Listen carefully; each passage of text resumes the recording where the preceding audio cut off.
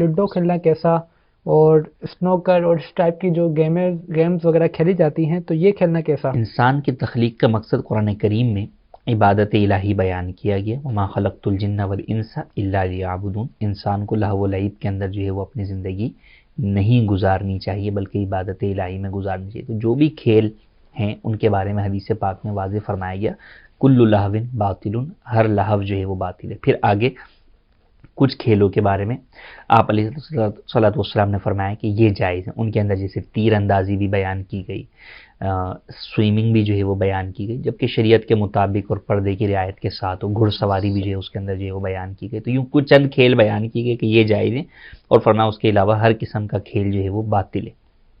تو فی زمانہ جو اس طرح کے ہمارے گیمز ہیں ان میں کئی طرح کی خرابیاں پائی جاتی ہیں۔ اولاً تو یہ کہ وقت کا ضیاع ہے، لوگ اس میں اس قدر مشغول ہو جاتے ہیں کہ نماز، روزہ اور دیگر واجبات اور فرائض کی ادائیگی سے ہی غافل ہو جاتے ہیں۔